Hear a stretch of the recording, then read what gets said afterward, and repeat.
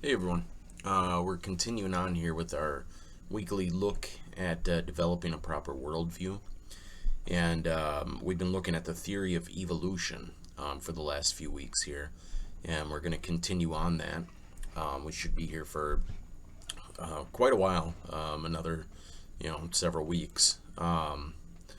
This particular topic will probably carry us into the beginning of next year.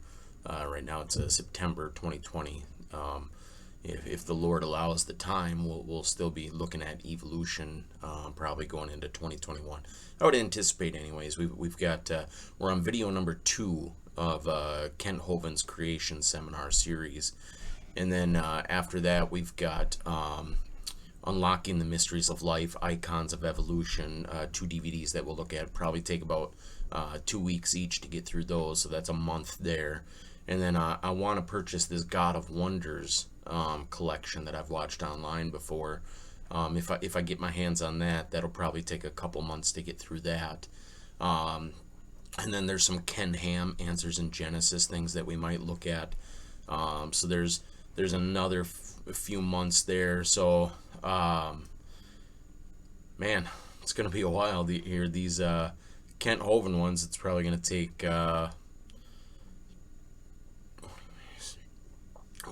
this might even take a full year to get through this section of the series, the evolution section, just because there's so much good information out there, and I feel like it's really foundational. It's really important that we get a grasp on this, and it's something we've been indoctrinated with from the time we could speak, from the time we could turn on the TV, from the time we could go to a museum, from the time we open a children's book. We've been told millions of years. So this indoctrination is so firmly planted. We need to understand the lie of it, and why it's the foundation of the devil's system, and how it permeates throughout all things. I think I mentioned last time I've been reading a book by Dr. Henry Morris, The Long War Against God. Amazing, beautiful book. I love this book. It is so good. I highly recommend that everybody read it. And he goes on to show how this theory of evolution predates Darwin by quite a bit, but it also underlies socialism, Marxism, New Age philosophy, so many different aspects. The false right left paradigm in American politics, just a whole lot of things, and it's just a beautiful, well researched, well quoted, just extremely well referenced, scholarly book, but written in a way that's simple and easy to understand. It's very good. I can't recommend it highly enough. But I forget what my point was there. But anyways, it's just important that we have the foundation of Jesus Christ laid. We need to understand that this world belongs to God, and He does what He pleases, and He has a plan. And he's given us a general idea, a general vision of that plan within the Holy Scriptures, so that we can understand what's to come in the future. We don't have time, so we don't know when things are going to occur, but we do. Jesus told us, like when a tree starts to blossom, it's in season. So it is when you start to see things mentioned in the Scriptures come to pass, we're in that season. So we can know the general time that we're in. But you need that foundational biblical worldview. You need to understand that truth. This is the absolute foundational truth of all things. So you need to have this as your base. And then from there, we start to build. And I think the next building step is understanding, the gospel within the Scriptures, understanding what it means to be saved. And then once you're saved, understanding the creationism versus evolution debate. Because evolution is just, like I say, it's the foundation of the devil's teaching. It's the foundation of that humanistic, satanic empire. It's that worldview. So you need to understand that, and how it's a lie, and it can clearly be demonstrated to be a lie, which is what we're doing here. We're looking at, and that's why I started with Hovind, because Hovind does such a masterful job of simply explaining the fallacies of evolution and showing how ridiculous it is and how it's really just a religion. It's something people blindly put their faith in because they don't want to believe in God. But when you study it with observational experimental science, it doesn't hold up. And so we're on part 2 of that creation seminar series. We watched the first 30 minutes, and so without further ado, let's jump back into it. All right, so without further ado, let's jump back in where we left off. And again, this is, I believe, talking about, the section of this series is called the Garden of Eden. When God first made the earth, the Bible tells us he sits on the circle of the earth, and Christians have always known the earth is round. And it said he stretched out the heavens. Stretched out the heavens. That phrase appears 5 or 6 times in the book of Isaiah, Jeremiah, Lamentations, those books about the stretching of the heavens. Today's atmosphere has 6 layers to it. There used to be, apparently, a 7th layer. This was a layer of water or ice or vapor above the atmosphere. Even today, our atmosphere has very distinct layers to it. And some people think, that, and I do, I'm one of them, that there used to be a canopy of water or ice above the atmosphere. This is what's called the canopy theory. When God made the world, there was a canopy of either water or ice or vapor above the atmosphere. At the time of the flood, it all fell down. So it's gone. Whatever was up there is gone, so we can't prove any of this. This is just theoretical, that there must have been something above the atmosphere explaining why they lived to be 900. Explaining a lot of things. A canopy of ice could have been held up by the Earth's magnetic field because super cold ice is magnetic. And it would be suspended by what is called the Meissner effect. You know, magnets will float on top of each other. That's one theory. I don't know. Carl Ball's got a great book about that. But this canopy of water above the earth protected it. Also, there was water under the crust of the earth. If you read Psalm 24, it says, "The earth is the Lord's. He founded it upon the seas and established it upon the floods." Psalm 136, he stretched out the earth above the waters. Most of the water that's now on the crust of the earth and the surface called oceans used to be inside the earth in big subterranean water chambers. I don't have a clue what the numbers were, but let's just pick a few for sake of argument. Suppose there was a layer of ice 10 or 20 or 30 inches thick above the atmosphere, and then a layer of air, 10 or 15 miles of air to breathe, and then a layer of rocks and dirt to stand on, the crust of the earth, maybe 10 miles, and then a layer of water underneath. Subterranean water chambers. That's the water that came shooting out to the surface when the fountains of the deep broke open. Genesis chapter 7. And today, the earth is busted up like an eggshell. I think those cracks that we see, the fault lines, are probably places where the crust of the earth broke open and the water came out. Makes a whole We lot cover of much sense. more on that on video number 6 about the flood and the Hovind theory. That would totally explain what fault lines are. Like, I've seen an animation video of like what the flood could have possibly looked like. Like, I think we're brought up thinking of it as like a nice little story. You know, you see Noah and his little boat, and it rained for 40 days and it filled up like a bathtub. But rain for 40 days isn't enough to flood the earth. It's when it says the fountains of the deep broke open and the windows of the heavens were opened.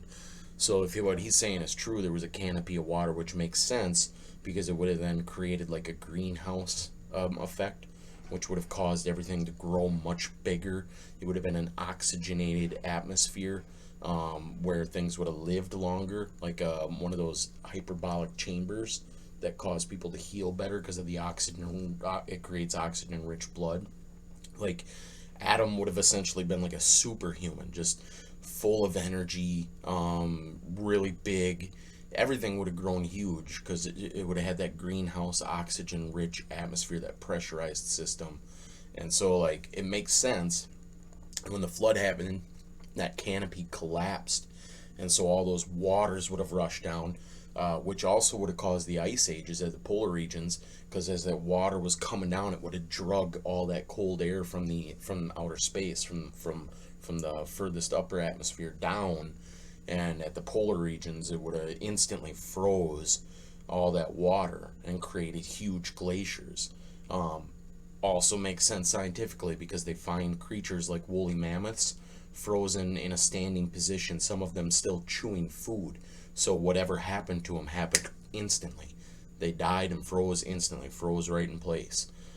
And then the fountains of the deep, which again, the fault lines, those chambers would have burst open and all that water would have rushed out like a geyser. So you'd have had this huge deluge of water falling from the sky. You'd had these fountains of the deep bust open and move like a huge, I don't know, 1,000-foot tsunami across the land. It would have been devastating, catastrophic, just mind-blowing damage. It would have wiped out everything. And that's what happened, of course. How it happened is theoretical, but the Bible does say the fountains of the deep broke open, the windows of the heaven opened, and it rained 40 days and 40 nights. What happened to cause the flood? We still have these scars, fault lines. I've been to the San Andreas Fault, the Hayward Fault, the New Madrid Fault, the Golden Fault. None of them my fault, but I've been there, done that, studied it, okay? There's no question the earth has cracks. The question is, when did this happen? Well, the textbooks in school say this is part of the Pangea theory. The continents are moving around. Well, I agree the continents are moving a little bit, but the Pangea theory is baloney. They shrank Africa 40% to make them fit. They took out all of Mexico and Central America. Hey, señor, ¿qué pasa? ¿Dónde está Mexico? Panama, Costa Rica, Guatemala. Do you get that? The reason they'll say that, and they always mix in a little bit of aesthetic evidence to make it look real. That's a good lie, has a lot of truth to it. So they'll say, look, it looks like South America and Africa fit together. And you look at a map and you go, yeah, it does look like that. They must have been together like a puzzle piece one time. No, like you just said, they had to shrink one 40 to 50% to make it fit. It just has an appearance of a fit. It's a similarity. It doesn't mean anything. And then this whole Pangea theory, like I said, they get rid of Mexico. Excuse me, Mexico and Central America there to make it work. Plus, and he'll get into this, like they push all these things together like they're floating puzzle pieces, but they're still connected underground even today. If you drain the oceans, there's dirt down there, so you can't push them together because they are connected. They don't tell the kids, if you take the water out of the oceans, you'll notice there is dirt underneath. Yeah. People say, hey, do you think the continents were connected?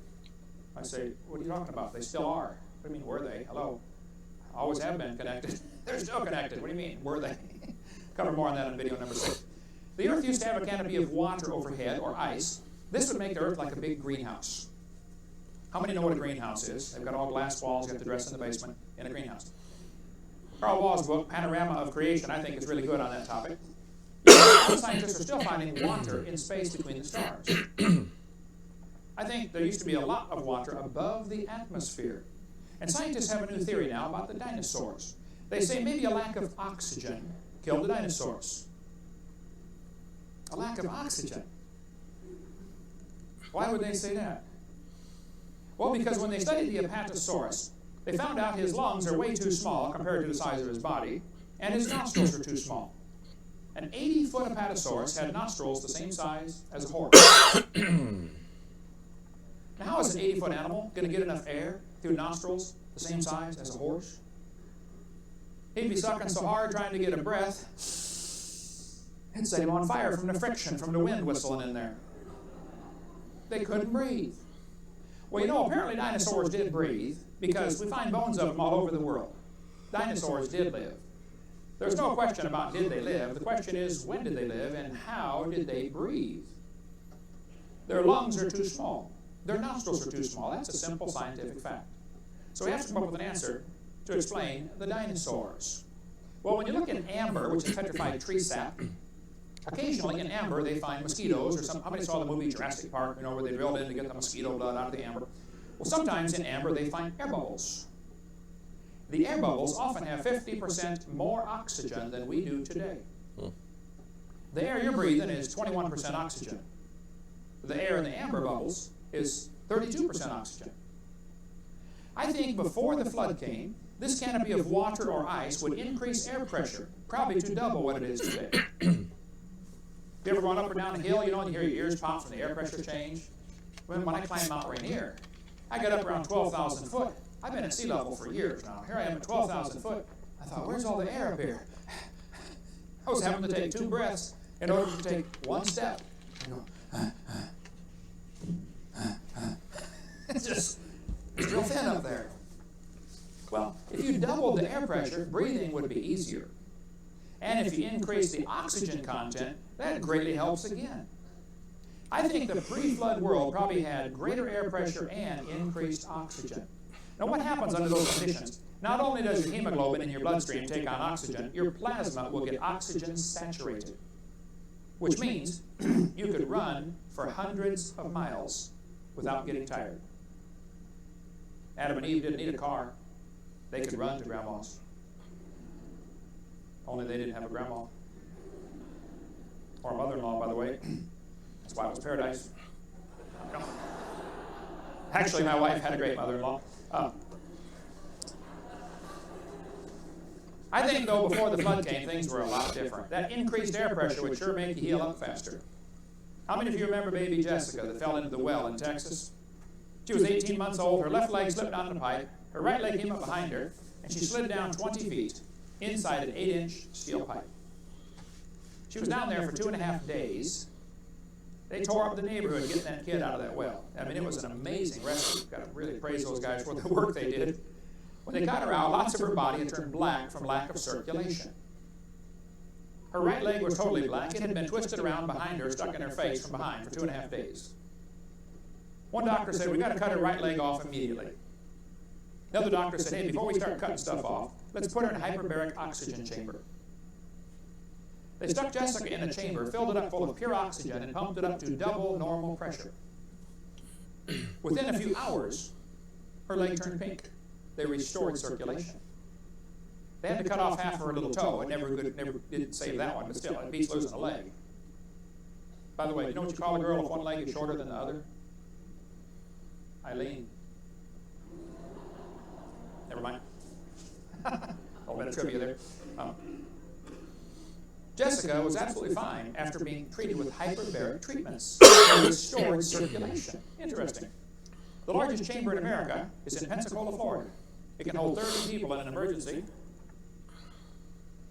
What's that? What would they have a hyperbaric chamber for? In West Germany, they're treating all stroke patients with hyperbaric oxygen and getting amazing recovery from strokes.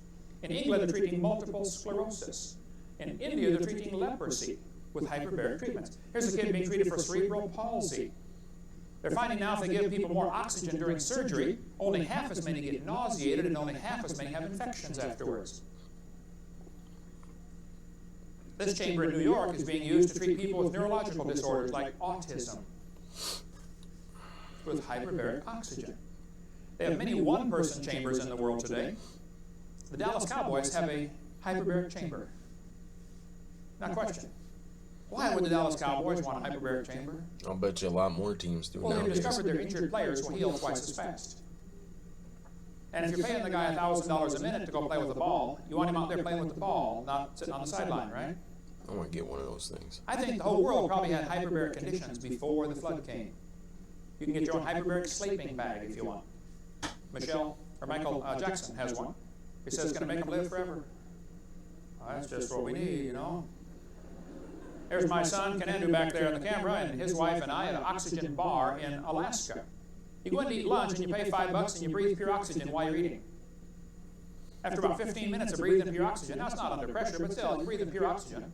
You walk away saying, wow, let's get back to work. Let's go shop some more, you know, which is probably the hidden agenda.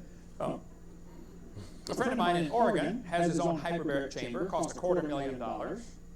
He let me go in it for 6 times. They call it a dive. You sit in there, they close the door, and they pressurize it. I got up to triple atmospheric pressure. After about an hour in there, all your plasma is saturated with oxygen. I got out. I felt like running around the world. I couldn't believe it. I felt like I was 19 years old again. Like, man, let's go jog someplace. It's incredible, the energy level. Dr. Ki Mori in Tokyo, Keio University in Tokyo, started raising a tomato plant under pressurized carbon dioxide, so I've heard, and filtered sunlight. He blocked out the UV light. His tomato plant grew a little faster than normal, and it kept growing and growing and growing. They said, wow, this thing's getting bigger. After 2 years, it had produced 900 tomatoes and was 16 feet tall. They moved it to a shopping center, built scaffolding to hold up the branches, and it kept growing and growing. They said, they took it to Expo 85 and said, this plant might produce 10,000 tomatoes. It ended up growing 40 feet tall, producing 15,000 tomatoes in its lifetime. That's crazy. One tomato plant. That's a tomato tree. Now this was a cherry tomato plant. You know, the little cherry tomatoes you put on your salad. But his tomatoes were coming off baseball size. Can you imagine if the whole world had hyperbaric conditions like that before the flood came? The plants would grow like crazy. You would need the dinosaurs just to mow the grass. There's a guy in Iowa got curious, you know, why do the birds start chirping an hour before sunrise? He found out that chirping of the birds is a frequency that helps open up the plant cells, stomata, on the... That's amazing. That is the creativity of God, man. He used these beautiful bird chirps to communicate with plants, to tell them when to open to catch the sunlight. Crazy. The bottom of the leaf, and it lets the plant start breathing in the morning. It helps the alarm clock, it wakes the plant up. He found out that that frequency is found in music, classical music, quite a bit. So he started playing classical music to his cornfield. His neighbors thought, you know, petit loco, you know, he's a couple fries short of a Happy Meal, but until his corn grew 15 feet tall. And they said, what channel was that you're playing? When he played the music to his squash plants, they produced 5 squash per leaf instead of 1. He played it to his black walnut tree and it grew twice as fast as normal. Called Sonic Bloom. It's a combination of vitamins for the plant and special frequencies to open up the stomata. I debated Jeannie Scott. She's the president of the National Center for Science Education. The National Center, big name. They got 4 or 5 people there, a little bitty storefront building. You know, they're the National Center in Berkeley, California. She said in the debate, by the way, there's the National Center right there, little storefront building. That's it. Which is okay, but it gets kind of a much bigger title than I think they ought to have. Andrew Carnegie started this whole organization purposely to keep... Carnegie's a name that's going to come up quite a bit in our worldview study. Carnegie, one of the New World Order foundations in America, along with like Rockefellers, Rothschilds, Morgans. So you'll hear that name further down the road when we get into stuff like that. Evolution in the schools and keep creation out. That's the purpose of the National Center. Well, I debated Jeannie Scott. She said in the debate, she said, Dr. Hovind, there are 80 separate layers of coal in the Midwest. She's right. She said, if you look at the amount of coal in the world, the entire biomass, that means all the plants of the world today, could not possibly be converted to that much fossil fuel. She's right. In other words, there's so much coal in the ground, if you took every tree and bush and blade of grass on the surface of the earth, you couldn't squish it and make all that coal. I said, Jeannie, you were right. She said, don't you see, there had to have been an enormous amount of time involved in laying down the coal seams. Oh, now right there she's wrong. You see, she's looking at today's world, which is 70% underwater, and thinking that's how the coal got there. Well, if the pre-flood world was mostly land and loads of plants, the flood would form all that coal in 1 year. But she's guilty of looking at today's world and trying to interpret the past, just like 2 Peter warned us was going to happen. In Montana and Wyoming, there's a coal mine that is 10,000 square miles. Might as well talk about that a little bit right now. Uniformitarianism was the idea that helped convince Darwin of his theory. I think it was Charles Lyell was credited with coming up with it. And he hated the Bible, wanted to get rid of the biblical idea of creation. Came up with the uniformitarianism view of the creation of geologic columns, basically saying the way things occur today is the way things have always occurred. And so, like, erosion and stuff like that, through slow processes of time would create everything we see. But, just basically ignoring catastrophism, which is saying that catastrophes created the geology that we see, like the flood. Although evolutionists or whatever who I think like Stephen Jay Gould or whatever believes in an evolutionist catastrophism, like that catastrophes occur and help contribute to the geologic formations, but he would by no means be considered a creationist. Yeah, right. of coal up to 200 feet thick. That would take a lot of trees. And sometimes in coal, human artifacts are found. This bell was found inside a lump of coal. The sole of a shoe was found inside a piece of coal. So right there, their theory that it's blown out the water. Obviously humans existed, but you see, they say, oh, these rocks are 200 million years old. Really? Then how did the shoe get in there? How did the bell get in there? It's obviously not that old. Stitching was so clear you could see the twist in the threads. This iron pot was found inside a lump of coal. Your kids are going to be told coal formed millions of years ago. No, coal formed in the flood. The Bible says there were green herbs over all the earth. Well, and that's proof right there. The fact that you find human artifacts in it is proof that it can't be old. But they just ignore all that. Genesis 1:29. I think there were plants from pole to pole. When they went down to Antarctica, they discovered frozen leaves. There are no trees in Antarctica, and yet thousands of leaves are found deposited there, 250 miles from the South Pole. Today, the Earth is 70% underwater. Only 3% of planet Earth is habitable for mankind. The rest is underwater, deserts, ice caps, or just plain cold like it is up here in Wisconsin. 3% habitable for mankind. The Bible says God formed it to be inhabited. That's why He did it. I think the pre-flood world was loaded with trees from pole to pole. We covered lots more on that on video number 6. A layer of water above the atmosphere would block out the harmful rays of the sun. See, the sun puts off a lot of stuff besides light. It puts off gamma rays and X-rays and beta rays, and all them ray boys come down here, and they're kind of hard on your carcass. X-rays, particularly, are dangerous. How many have ever had an X-ray before? I broke 9 bones growing up. You go to the hospital, and they say, take off all your clothes and put this little gown on. They give you that little tiny gown that doesn't quite come together in the back, it's kind of embarrassing. And they say, now walk down the hall about 12 miles. And on the left, you'll see the X-ray room. Well, if you make it all that way, they'll say, oh, we're so glad you made it. Would you please lay on this table? And they just got the table out of the freezer a few minutes before you got there. How many been on that same table? You know which one I'm talking about. It's ice cold. And he puts this weird machine on top of you. He says, okay, now take a deep breath. Hold it. And then he runs out in the hall. He says, hey, Doc, come here. Is this machine dangerous? He says, oh, no, it's harmless. He says, how does it work, Doc? He says, well, when I mash the button, X-ray bullets come out of that machine, and they're going to blow right through your carcass like a machine gun, and we're going to blow you full of holes. They're tiny, though. You won't feel a thing.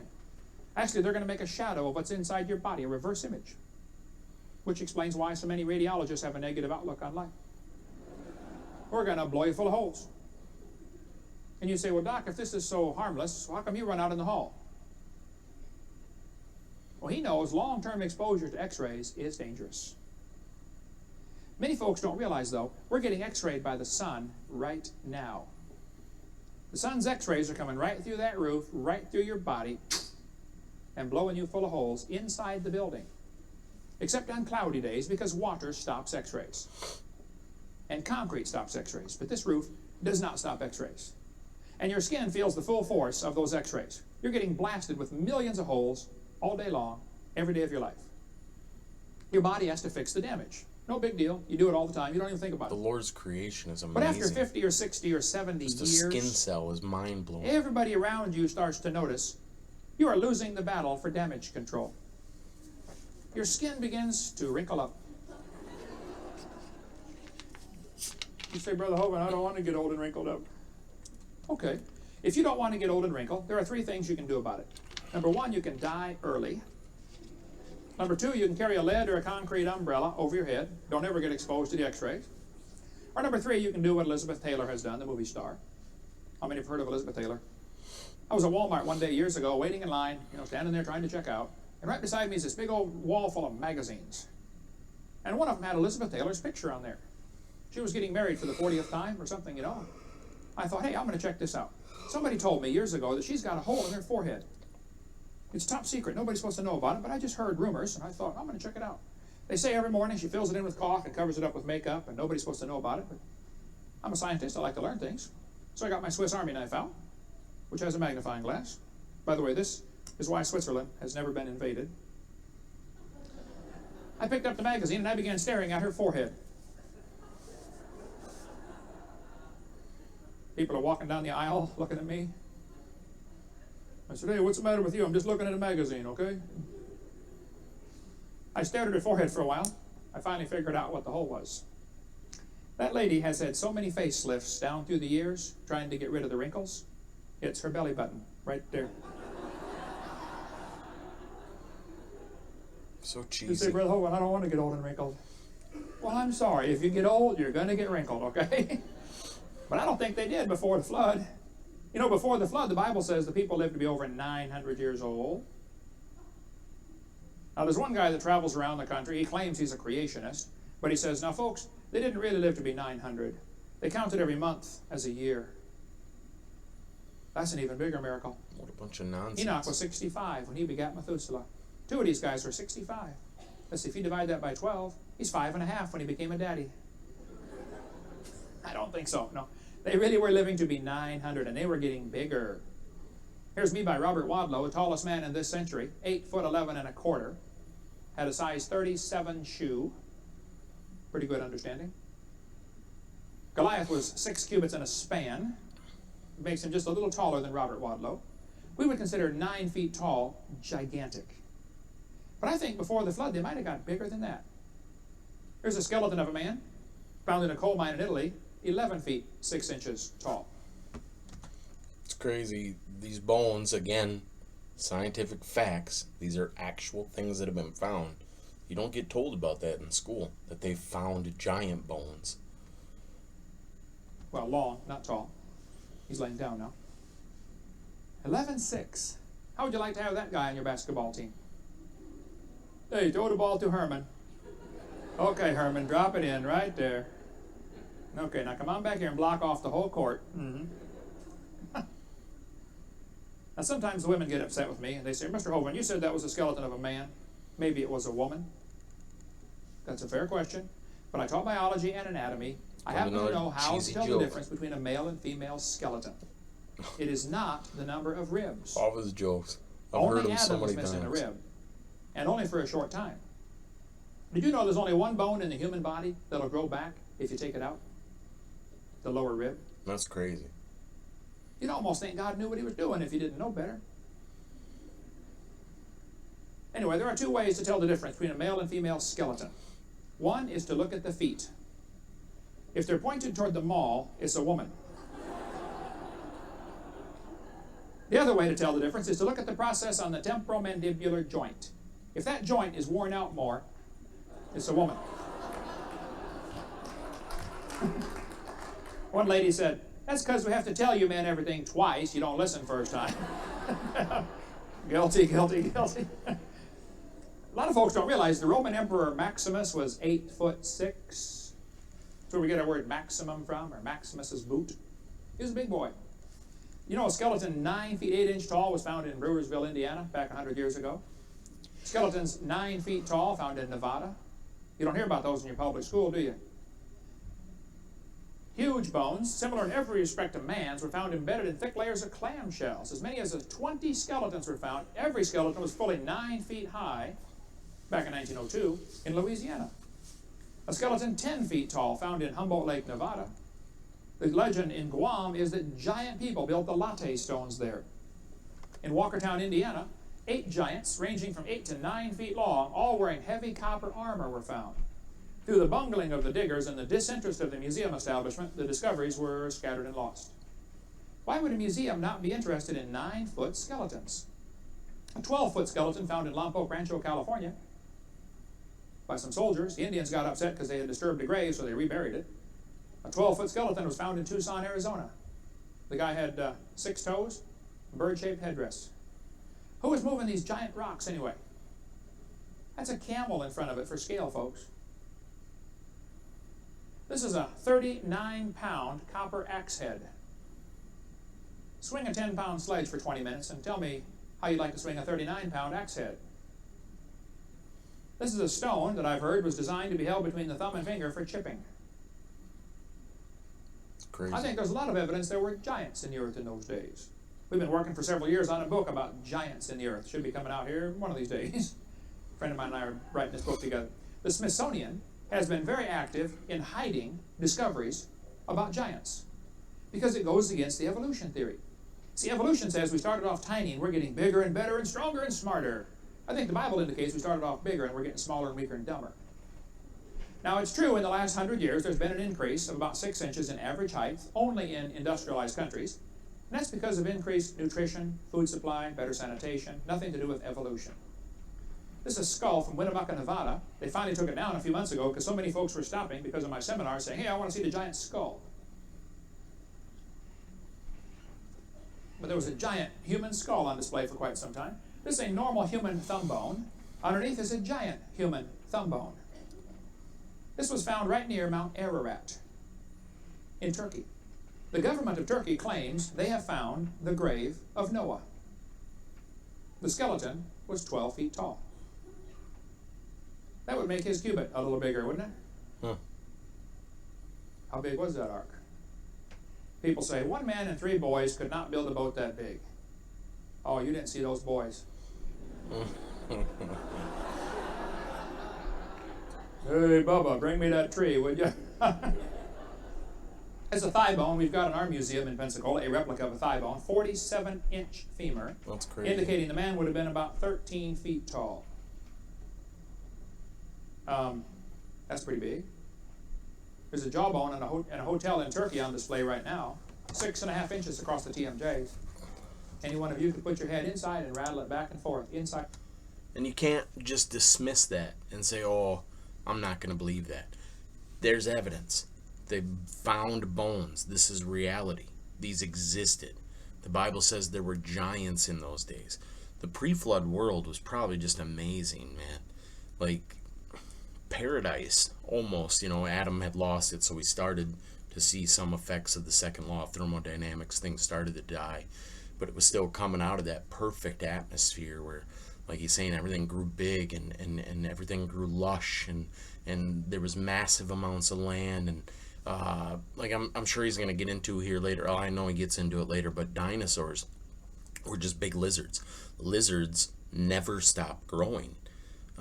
So if they grew for 900 years or whatever, they'd become dinosaurs in an oxygen-rich, pressurized atmosphere. It's pretty crazy. And then these bones are proof of it, man. There really were giants. Had the jawbone. In Wasaki, Wisconsin, 100 years ago, giant skeletons were found in a burial mound. One of the skulls was 3 times the size of ordinary humans. The Bible says there were giants in the earth in those days. I think it says that because there were giants in the earth in those days. So here we got the textbooks teaching the kids about cavemen. The Bible says we're made in God's image. Yet the textbook says this is Grandpa. What about all these cavemen the kids learn about anyway? Well, we'll cover that in the next session.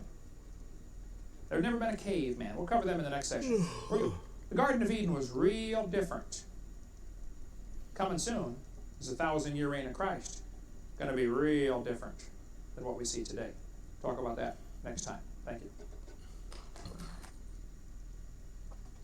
We'll keep going here for a little bit. Welcome to the continuation of our seminar part 2 on the Garden of Eden. In this section, we're going to talk a little bit about the so-called cavemen, and then tell you what it was like in the Garden of Eden, and why the people lived to be 900, and what it's going to be like when God restores the earth like it used to be. For 1,000 years, we'll get to see it. This is not my wife, just a picture of her. We have 3 kids, all married, and the dog died. I made it. I'm home free. It's wonderful. And they all work for me and got grandkids coming now. The Bible says in 2 Peter chapter 3, in the last days, scoffers would come. They would walk after their own lust. And they would be saying, where is the promise of his coming? For since the fathers fell asleep, all things continue as they were from the beginning of the creation. The Bible says they're willingly ignorant of how God made the heavens and the earth. And they're ignorant of the flood. And the Bible says when God first made the earth, there was a canopy of water above the firmament, mentioned in Genesis 1, verse 6 and 7. The world was a lot different before the flood came. There was water under the crust of the earth. That's mentioned in Psalm 24 and Psalm 136. Before the flood came, the people lived to be 900 years old, on an average 912. Methuselah, 969, was the oldest, but most all of them lived to be over 900. So the Bible teaches man was made in God's image and lived over 900 years. The evolution theory is very different. The evolution theory says this is Grandpa. Now, maybe that doesn't offend you, but it ought to offend you if you love the Lord, that they're teaching you came from an ape-like ancestor, and the Bible says we're made in God's image. So what is the truth about the so-called cavemen? Is it possible for an ape-like creature to become a human? Well, let's discuss a few of these so-called cavemen. It depends what you mean by caveman. Many people in the Bible lived in caves. There are cavemen today, people who are living in caves, like Osama bin Laden, okay? So there's the world's most wanted caveman right there, probably hiding at a 7-Eleven someplace. Let's talk about a few of the so-called cavemen here. Nebraska man's a good place to start. You know, all they found for Nebraska man was one tooth. Somebody found a tooth in Nebraska, Sioux County, Nebraska, near Colorado, and said, wow, this looks like half man, half ape tooth. They built the entire man and his wife from one tooth. That's so insane. You have to really be good to know what his wife looks like from his tooth. It's imagination. These guys are professionals, don't question It them. ain't reality. Later they found out the tooth actually came from a pig. There's the real Nebraska man right there, folks. Piltdown man was in the textbooks for over 40 years. Get that, they find a pig tooth. Somebody says, this kind of looks like it might be half man, half ape. It's evidence of evolution, evidence of a caveman. And so you had museums and textbooks build this image of a caveman and his wife out of this pig's tooth that was found. Lying to children, lying to people at museums, lying in the schools saying this is evidence of evolution. That's wicked. It's evil. It's pseudoscience. Like 1 Timothy says, science falsely called so. And yet it was a deliberate fraud. In 1912, the New York Times announced, Darwin theory proved true. They found the Piltdown man. This was a hoax. Somebody took a human skull and an ape's jawbone, filed them down, and made them fit together. Fooled the experts. It was in the textbooks for 40 years. I wonder how many kids had their faith destroyed during that 40-year span of history. Yeah. I wonder how many kids went to school and some teacher said, boys and girls, we got proof for evolution. Piltdown man. Teachers, now you listen carefully. If you're teaching something that supports the evolution theory, you're going to stand before God one of these days and be judged for every idle word that you speak. And if you destroy a child's faith, you better read Matthew chapter 18, verse 6. You'd be better off with a millstone hanged about your neck and drowned in the depth of the sea. And those folks that taught that for 40 years are in serious trouble when they stand before God. It was a hoax. Neanderthal man is still in the textbooks. But it was proven 50 years ago it's just an old man with arthritis. Neanderthal man was named after Neander Valley, where it was found in Germany. And Neander Valley was named after a guy named Joachim Neander, who wrote the song in your songbook, Praise to the Lord, the Almighty, the King of Creation. They found this old skeleton, petrified skeleton in this valley, and the back was bent over, and they named it the Neanderthal man. It was quite obviously a human, but the back was curved.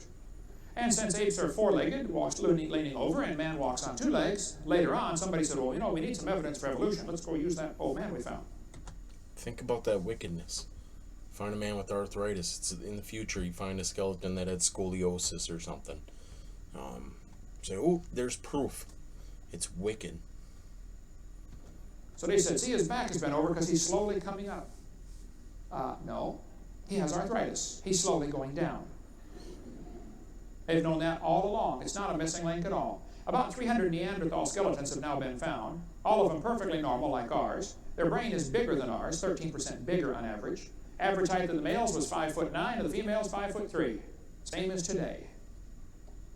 But yet they say it's a missing link. They gave the same Neanderthal skull to 9 different artists and said, what did it look like? They got 9 different answers. Those pictures you see in your book, kid, are pure imagination on the part of the artist. The person who's commissioning the art can say, well, I want it to look a little more ape-like or a little more human-like. They can make it look however they want. Any artist can tell you that. Jack Cawazzo studied the Neanderthals very carefully. He went and studied the originals. He brought an X-ray machine with him. He's a dentist, studied 32 years. He studied the growth of the human face as an orthodontist. When you put braces on a kid who's 12 years old, it'd be nice to know what his face is going to look like when he's 40 to make sure the teeth still work. You don't want to arrange them so they look good when he's 12 and look bad when he's 40, right? So he studied all the original Neanderthals, the actual ones. He said, folks, the Neanderthals are nothing but old people with diseases. See, before the flood, they lived to be over 900. After the flood, they still lived to be 400 years old. And then 200, and then 100. Well, the bones of your face never stop growing. Quazzo's got an excellent book on it and videotapes on this topic. The bones of your eyebrow ridge grow all your life. You don't notice it till you get to be 70 or 80 or 90 or 100 years old, but they start to stick out. A person that lived to be 200 or 300 would have big eyebrow ridges. And the back of the head would elongate because of the muscles always pulling your head back. That's where they attach. So the Neanderthals were nothing but perfectly normal humans who were living to be 200 or 300 years old. They're not missing links. Or you can get the book Buried Alive. You can get it from our website or on our catalog back there. Cro-Magnon man was perfectly normal in every respect. So why do they call that a missing link? You put a suit and tie on him, walk him down the street, and nobody would look twice. They've got one in your textbooks now called Australopithecus africanus. That was proven wrong in 1973. It's not a missing link whatsoever. 1973, Australopithecus was proven it can't be a missing link. They've got one in your textbooks now called Australopithecus afarensis, better known as Lucy. How many have ever heard of Lucy before? Donald Johanson found Lucy, Hadar Valley, Ethiopia, 1973. He went there on a grant to look for missing links. Somebody gave him some money and said, go to Africa and find some missing links. 2 weeks before his grant money ran out, he discovered Lucy. He was highly motivated to find something, or he wouldn't renew his grant. Quite a long, interesting story about that. He's certainly not an unbiased observer in this situation. He said Lucy was a missing link. Actually, what he found was 40% of a skeleton that put together and alive would have been about 3 feet tall. Obviously a chimpanzee or monkey type animal. He put the skull together. Actually, the bones of the skull were so thoroughly crushed they could not tell anything about what the skull looked like. But in your textbooks, kids, they're going to show you a half-human, half-ape skull. Part of the propaganda machine they've got going. He said the knee joint is proof Lucy could walk upright. Actually, the knee joint that was labeled Lucy's knee in National Geographic was the one found 1.5 miles away from Lucy, 200 feet deeper in the strata. If that's Lucy's knee, I want to know how fast the train was going that hit that chimpanzee. Tom Willis has a great article about the Lucy's knee joint. Go to the website CSAMA, Creation Science Association of Mid-America.org, and get a whole lot more on Lucy's knee joint.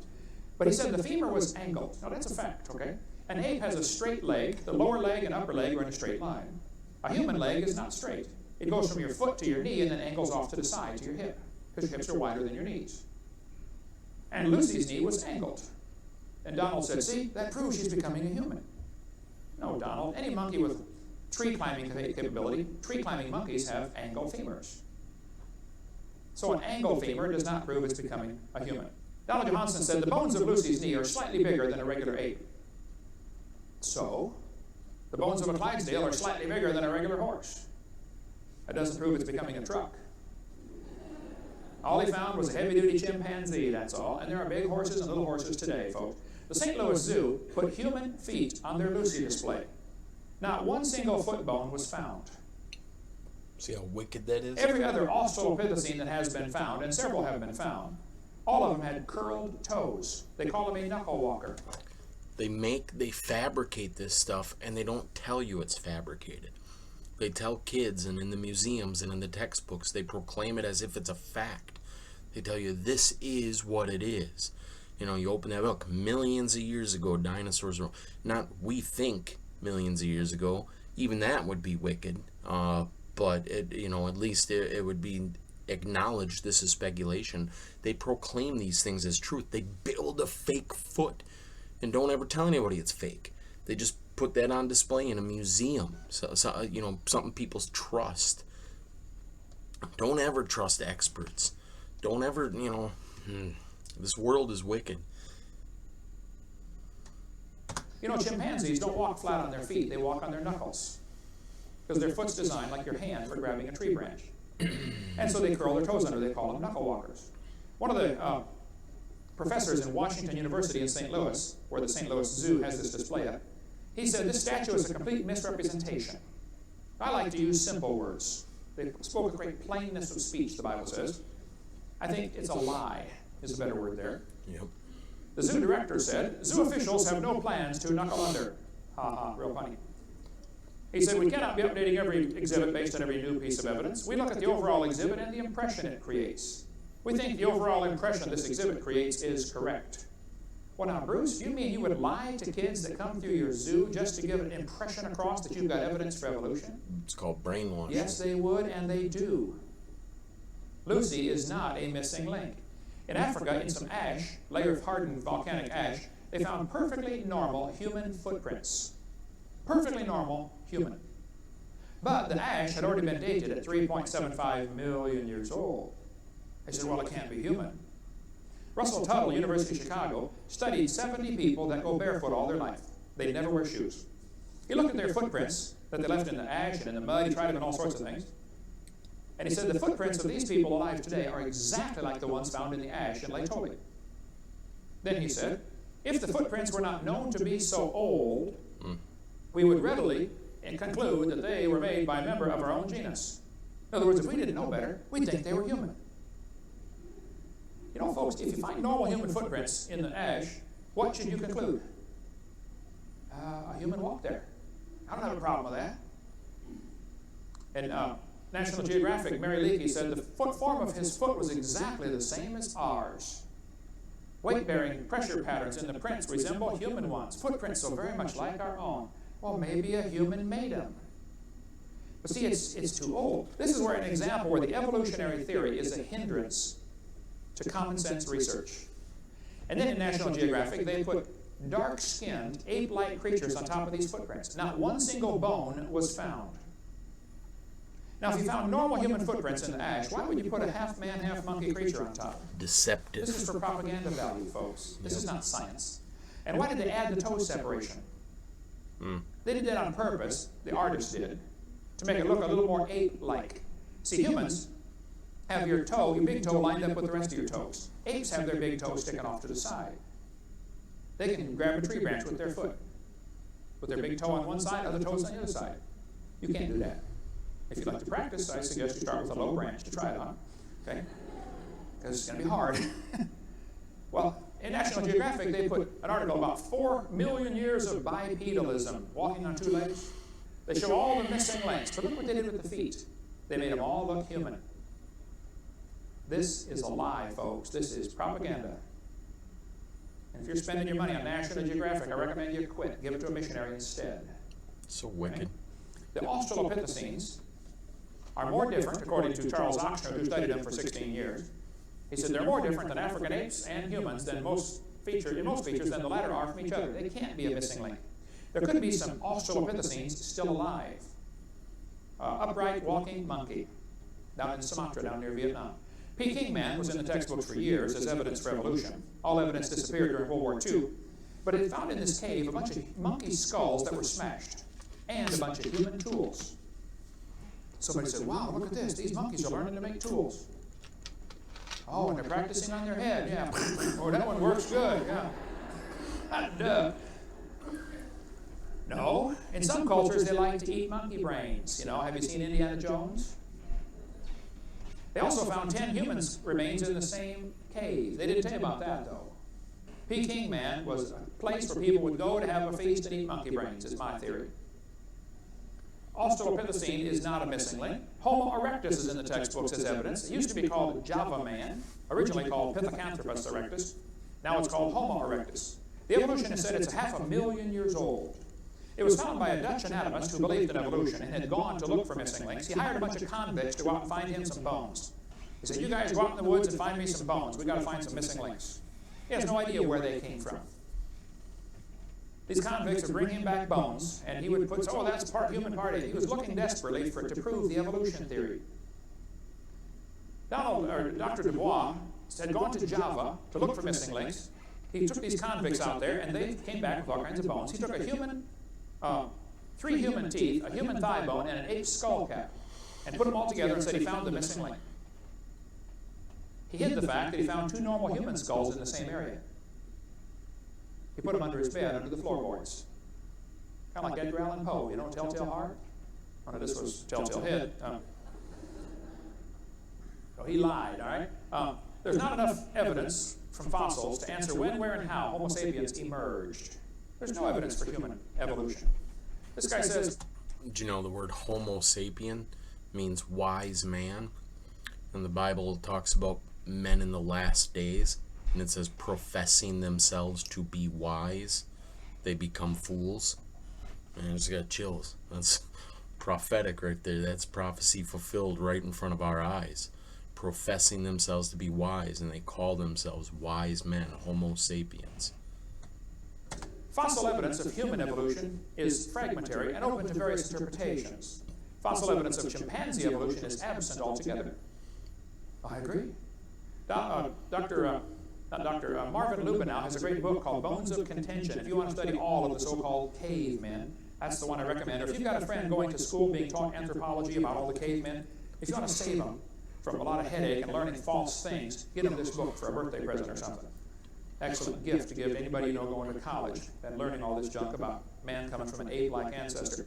The only missing link I've been able to find is modern man. Something is missing between his ears. These guys spend all their free time digging in the dirt looking for bones. My dog did the same thing. But we didn't make the taxpayers pay his salary while he did it. Florida has a law that requires textbooks to be accurate. So does California. So does Texas. So does Wisconsin. So does Alabama. Most states have laws requiring textbooks to be accurate. Minnesota has a law that says the teacher shall not deliberately suppress or distort subject matter. Yeah, sure, hey there, fella, you betcha. Well, here's a textbook used in Minnesota, and it says that all of these ones in the circle here have been proven wrong, but they're still using them as evidence for evolution. They're lying to the kids. And they're calling, used to call modern man Homo sapien. Today they're calling us Homo sapiens sapien. Wow, what does that mean? Well, sapien means wise. Oh, yeah. So today we're the wise. I always talk about things before he gets into it. I must subconsciously remember, like, you know, because I've watched these several times, but it's been years. So I must subconsciously remember what he's going to get into next. So that's why I talk about it beforehand, and then he mentions it. Wise man. That's interesting. You know, the Bible says, professing themselves to be wise, they became fools. Now, if you believe your ancestors were a monkey, you're a fool. There's no question that some of my ancestors probably swung by their necks, but none of them swung by their tails. Yeah. Now look, if you find a fossil in the dirt, all you know is it died. You don't know it had any kids. You sure can't prove it had different kids. And why would you think a bone you found in the dirt can do something animals today cannot do, which is produce something other than their kind? Hey, did you know chimpanzees are still having babies? Why don't they make another human and let's watch it this time? See, evolution only happens in the imagination, never in reality. Where does the Stone Age fit into the Bible? Well, I think right after the flood, people got off the ark and they faced a real hostile climate. Things had changed. Noah couldn't tell his grandson to go to the hardware store and get him a shovel. There were no hardware stores. You would have to make stone tools because that you can make pretty quick. It takes a while to dig the iron ore out of the ground and melt it down and make the steel tools, so meanwhile you're going to starve to death. You probably had a Gilligan's Island situation for the first few generations. Just, you know, a lot of smart folks with not much technology. You'd have to rebuild civilization. So they would make stone tools. And there are cultures today still making stone tools. I think during the time right after the flood, there would be an ice age lasting for several hundred years. We covered that on video 6. During that time, people would wander around following herds of animals, and you don't want to carry a pile of rocks with you. So you wait till you catch up with the herd, and then you make your tools right on the spot. You kill the animals and leave the tools behind. You follow the herd someplace else. And you're probably making camp in caves and whatnot. Quicker to make a new one after you get there. So a lot of times they find these crude-looking instruments, and they'll say, "Well, this is an older society." No, these people are in a bigger hurry. That's what it means. And if they have really neat-looking arrowheads, they probably had more time to sit there and shape them. Nothing to do with intelligence. But not only were the people living longer before the flood, animals were living longer also, and growing much bigger, I believe. This is a hornless rhinoceros, 18 feet tall. Some people say, "Oh, that's a prehistoric animal." No, there's no such thing as prehistoric. Amen. You know that word was added to the dictionary about 100 years ago? I got some old dictionaries and looked up prehistoric. 1766, it wasn't there. No such thing as prehistoric. I got a dictionary from 1860. There was no prehistoric in there. There's no such thing as prehistoric. You see, there are things that are pre-flood, but that's not prehistoric. Pre-flood, things were different. I think there was a canopy of water that increased air pressure, which would make animals grow much larger, especially insects. All right, we'll stop there. All right, so that's what I got for you today. Some interesting information. I hope that's helping you out. Like I say, these videos, changed my life in that I never believed in evolution, but this, gave me solid evidence to use against that ridiculous theory instead of just being talked into a corner and not knowing how to defend myself. Just knowing that the idea is foolish, that something obviously created us. There's design, creation demands a creator. But these videos are just amazing and thorough and simple and just logical. And so it's good information to have. And so I hope it's as edifying to you as it is to me. But anyways, we'll stop there, and Lord willing, we'll pick up next week. So I love you guys, and thanks for watching.